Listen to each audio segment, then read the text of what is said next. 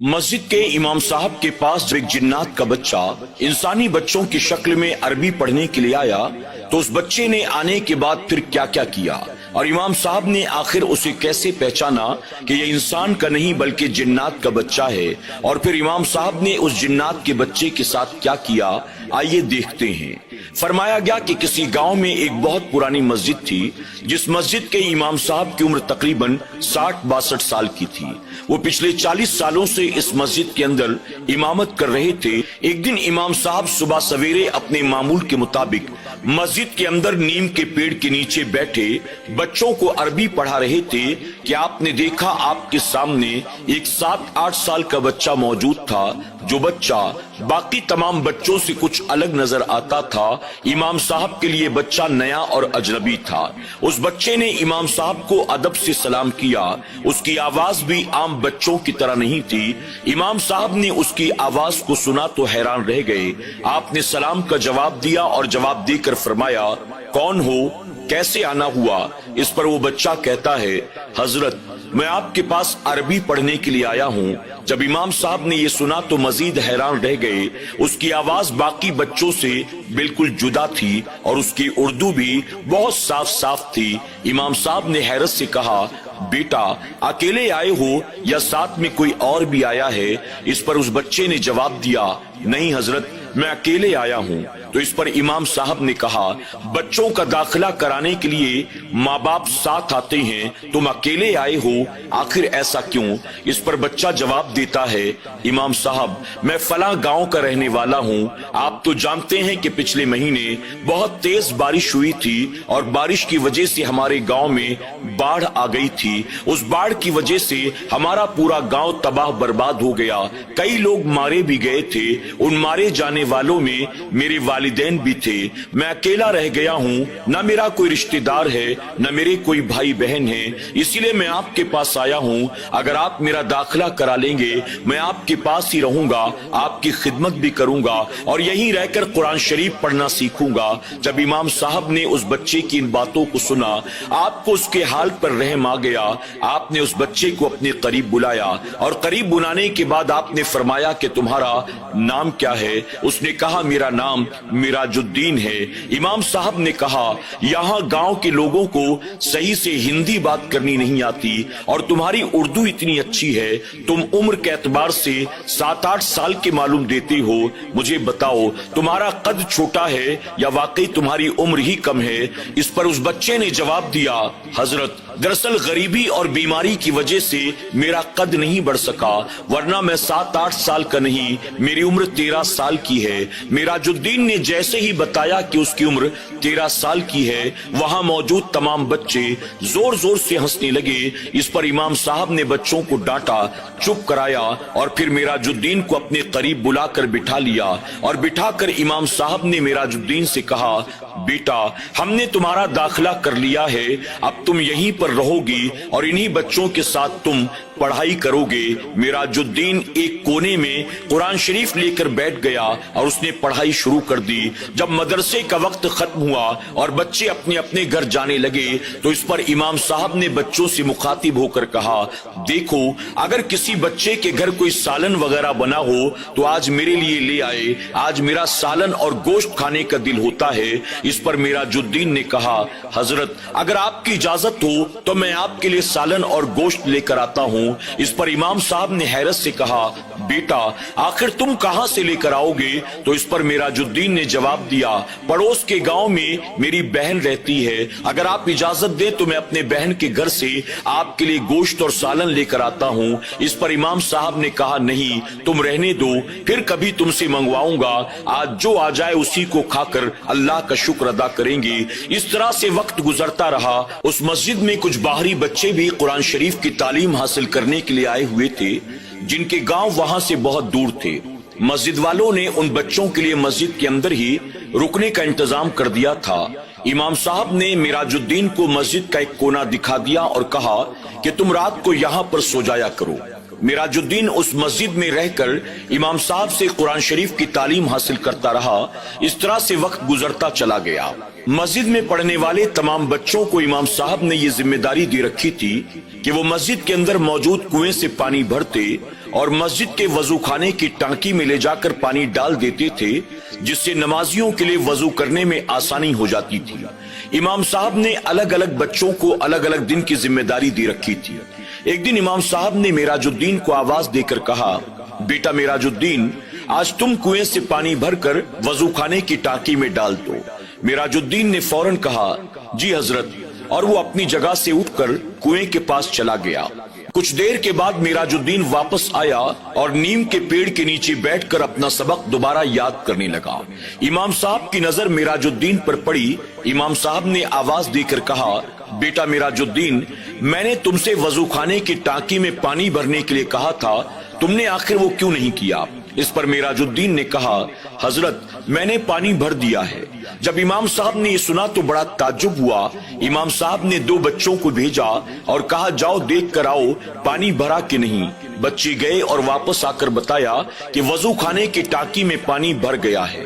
امام صاحب کو بڑا تعجب ہوا کہ بچے جب جاتے ہیں کنویں سے پانی نکال کر وضو خانے کی ٹانکی میں بھرنے کے لیے تو انہیں کافی وقت لگ جاتا ہے، لیکن آخر معراج الدین نے اتنی جلدی میں پانی کیسے بھر دیا؟ امام صاحب نے معراج الدین کو آزمانے کے لیے 2 دن کے بعد پھر اس سے کہا کہ معراج الدین، آج کنویں سے پانی بھر کر وضو خانے کی ٹانکی میں تم ڈال دو۔ معراج الدین اپنی جگہ سے اٹھا، کنویں پر گیا اور تھوڑی دیر کے بعد پلٹ کر واپس آیا اور اپنا سبق یاد کرنے لگا۔ امام صاحب نے معراج الدین کو جاتا اور آتا دیکھا۔ امام صاحب کو بڑا تعجب ہوا۔ امام صاحب نے معراج الدین سے کہا، بیٹا معراج الدین، باقی بچے جب جاتے ہیں کنویں سے پانی نکالنے تو انہیں اس کام میں کافی وقت لگ جاتا ہے، لیکن تم بہت تیزی کے ساتھ یہ کام کر لیتے ہو، آخر بھلا یہ کیسے؟ اس پر معراج الدین نے مسکراتے ہوئے کہا، حضرت دراصل مجھے کنویں سے پانی نکالنے کی بہت پہلے سے پریکٹس ہے اور اسی وجہ سے میں بہت تیزی کے ساتھ پانی نکال لیتا ہوں۔ امام صاحب کو اس کی بات پر بڑی حیرت ہوئی، لیکن امام صاحب نے اس موقع پر کوئی جواب نہ دیا۔ اسی طرح سے معراج الدین باقی تمام بچوں میں سبق یاد کرنے میں بہت تیز تھا، یعنی جس سبق کو یاد کرنے میں باقی بچے کئی دن لگا دیتے تھے، معراج الدین چند لمحوں کے اندر اس سبق کو یاد کر کے امام صاحب کو سنا دیتا تھا۔ امام صاحب اسے 2-2 3-3 پیج کا سبق دیتے اور معراج الدین آدھے 1 گھنٹے کے اندر وہ سارا یاد کر کے امام صاحب کو سنا دیتا تھا۔ ایک دن امام صاحب جب بچوں کو عربی پڑھا رہے تھے تو گفتگو کرتے کرتے امام صاحب نے بچوں سے کہا، آج پتہ نہیں صبح سے کیوں میرا کشمیر کے سیب کو کھانے کو بہت جی چاہ رہا ہے۔ میں نے بہت پہلے ایک مرتبہ کشمیر کا سیب کھایا تھا۔ کشمیر کا سیب بھلا اس گاؤں دیہات میں کہاں ملے گا، اور اس وقت تو سیب کا موسم بھی نہیں ہے۔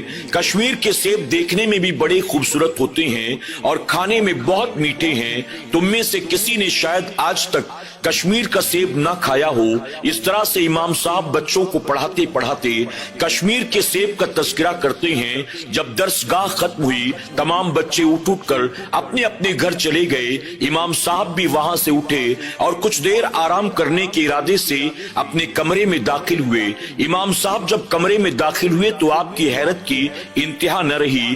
امام صاحب نے دیکھا آپ کے بستر کے اوپر کشمیر کے سیب رکھے ہوئے تھے۔ جیسے ہی امام صاحب کی نظر پڑی، امام صاحب حیران رہ گئے۔ آپ نے ان سیبوں کو اٹھایا۔ اٹھانے کے بعد سوچنے لگے، ہم تو باہر صحن میں بیٹھے بچوں کو عربی پڑھا رہے تھے، کوئی آنے جانے والا تو نظر ہی نہیں آیا، پھر آخر میرے کمرے میں یہ سیب کہاں سے آ گئے؟ کچھ دیر امام صاحب سوچتے رہے۔ اس کے بعد جو باہری بچے تھے جو مسجد میں رہا کرتے تھے، امام صاحب نے ان بچوں کے پاس جا کر کہا، کیا تم نے دیکھا کوئی مہمان آیا تھا؟ بچوں نے جواب دیا، حضرت ہم نے صبح سے کسی کو آتا جاتا نہیں دیکھا۔ امام صاحب نے کہا، میں بھی تو یہیں پر تھا، میں نے بھی صبح سے کسی کو آتا جاتا نہیں دیکھا، پھر پتہ نہیں میرے کمرے میں یہ کشمیر کے سیب کون رکھ کر گیا ہوگا۔ بہرحال بات آئی گئی ہو گئی، چونکہ سیب کافی تھے، امام صاحب نے خود بھی جی بھر کے کھایا اور وہاں موجود تمام بچوں کو بھی کھانے کے لیے دیا۔ امام صاحب نے معراج الدین کو بھی سیب دیا، لیکن معراج الدین نے سیب کھانے سے انکار کر دیا۔ چند دنوں کے بعد امام صاحب کو کہیں سے دعوت آئی تھی۔ امام صاحب تمام بچوں کو اپنے ساتھ لے کر اس دعوت میں گئے۔ کافی دنوں کے بعد امام صاحب کو کچھ اچھا کھانا ملا تھا، تو آج امام صاحب نے باقی دنوں کے مقابلے کھانا کچھ زیادہ ہی کھا لیا۔ مسجد میں واپس آنے کے بعد امام صاحب نماز عشاء پڑھاتے ہیں، اس کے بعد ایک ایک کر کے تمام بچے سو گئے۔ امام صاحب اپنے کمرے میں سونے کے لیے گئے، لیکن چونکہ آج انہوں نے کھانا زیادہ کھا لیا تھا، امام صاحب کو بدہضمی ہو گئی اور امام صاحب کو نیند نہیں آ رہی تھی۔ یہ رات بھی طوفانی رات تھی، یعنی آندھی طوفان بھی چل رہا تھا اور بارش بھی ہو رہی تھی۔ امام صاحب کمرے میں کروٹیں بدل رہے تھے، سونے کی بہت کوشش کی، لیکن اس کے باوجود انہیں نیند نہیں آ رہی تھی۔ امام صاحب نے اپنی بدہضمی کا علاج کرنے کے لیے اپنے کمرے میں ہینگ کو تلاش کرنے کی کوشش کی، لیکن انہیں کہیں بھی ہینگ نہ ملی۔ آخرکار امام صاحب مجبوراً اپنے کمرے سے نکل کر باہر آتے ہیں، جو بچے سو رہے تھے۔ امام صاحب نے ان بچوں کو جگایا اور پوچھا، کیا کسی کے پاس تھوڑا بہت ہینگ ہے؟ مجھے بدہضمی ہو گئی ہے اور اس وجہ سے مجھے نیند نہیں آتی، مجھے تھوڑے سے ہینگ کی ضرورت ہے۔ لیکن تمام بچوں نے کہا، ہمارے پاس ہینگ نہیں ہے۔ آخرکار معراج الدین نے امام صاحب سے کہا، حضرت اگر آپ کی اجازت ہو تو میں باہر جا کر ہینگ لے آتا ہوں۔ امام صاحب نے کہا، رات کافی ہو چکی ہے، باہر طوفان بھی ہے، بارش شروع ہونے والی ہے، ایسے میں تم کہاں جاؤ گے؟ معراج الدین نے کہا، آپ کی طبیعت خراب ہے، اگر آپ مجھے اجازت دیں میں فوراً لے کر آ جاؤں گا۔ امام صاحب نے کہا، کیا تمہیں پتا ہے کہ ہینگ کہاں ملے گی؟ معراج الدین نے کہا، میں جانتا ہوں فلاں دکاندار کے پاس ہینگ ہوتی ہے، اگر آپ اجازت دیں تو میں ابھی لے کر آتا ہوں۔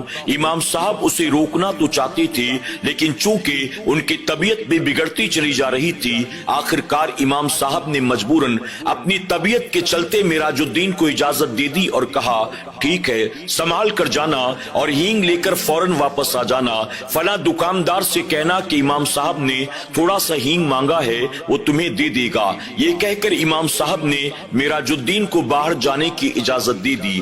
معراج الدین نے مسجد سے باہر جانے کے لیے جیسے ہی مسجد کے دروازے کو کھولا، ہوا کا ایک تیز جھونکا دھول مٹی کے ساتھ مسجد کے اندر داخل ہو گیا، اور اسی ہوا کے جھونکے کے ساتھ معراج الدین لوگوں کی نظروں سے اوجھل ہو گیا۔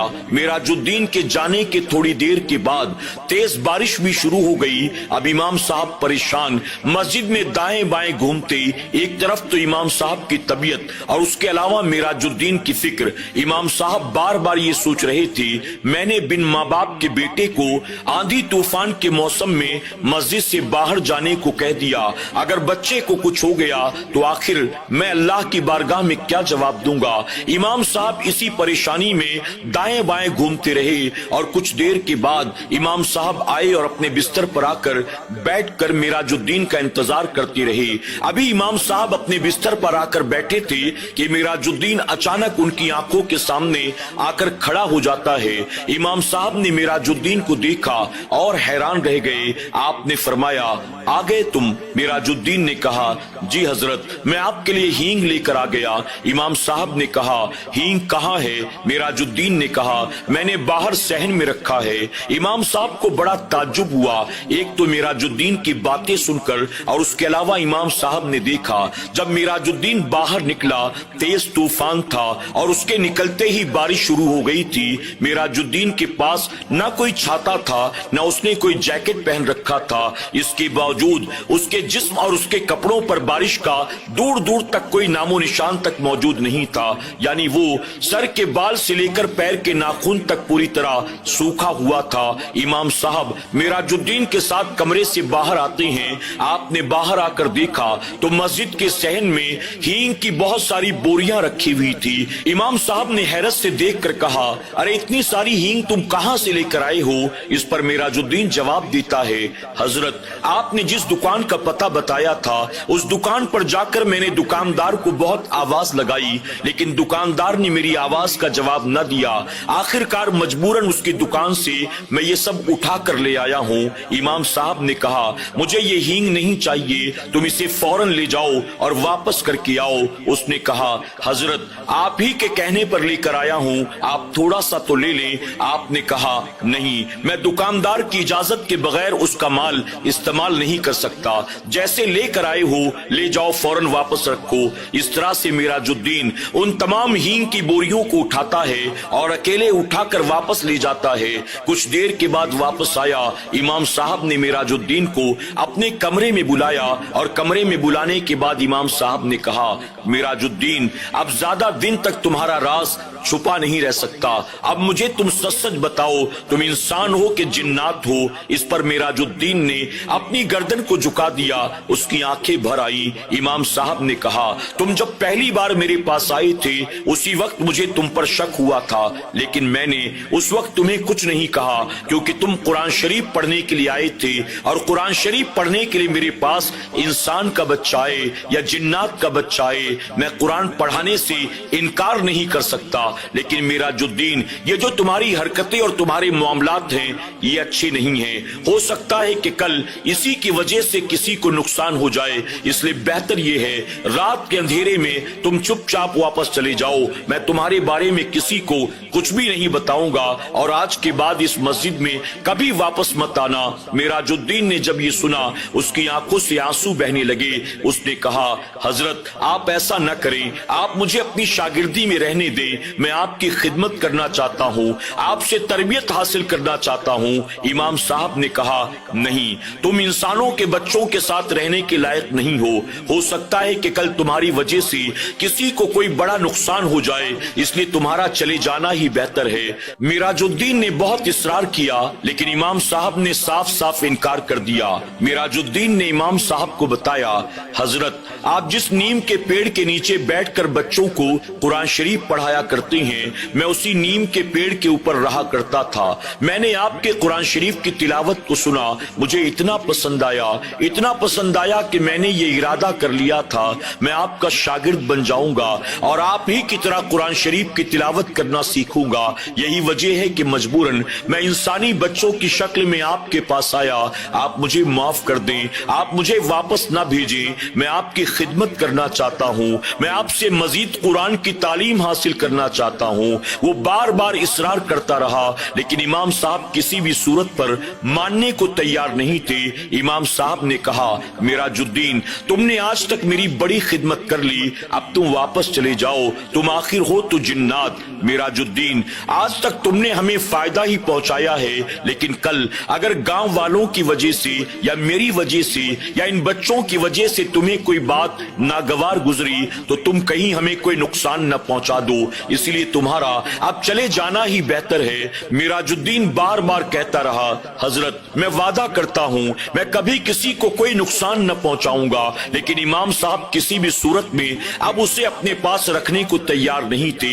امام صاحب نے کہا، اگر تم میری خدمت کرنا چاہتے ہو، اگر تم واقعی مجھے اپنا استاد مانتے ہو تو میری بات کو مانو اور یہاں سے چلے جاؤ، اور جاتے جاتے یہ وعدہ کرو کہ اب تم کبھی پلٹ کر واپس نہیں آؤ گے، نہ ان بچوں کو نہ گاؤں والوں کو کبھی پریشان کرو گے۔ معراج الدین نہ چاہتے ہوئے بھی اپنے استاد سے وعدہ کرتا ہے اور روتا بلختا استاد کے کمرے سے باہر نکل جاتا ہے۔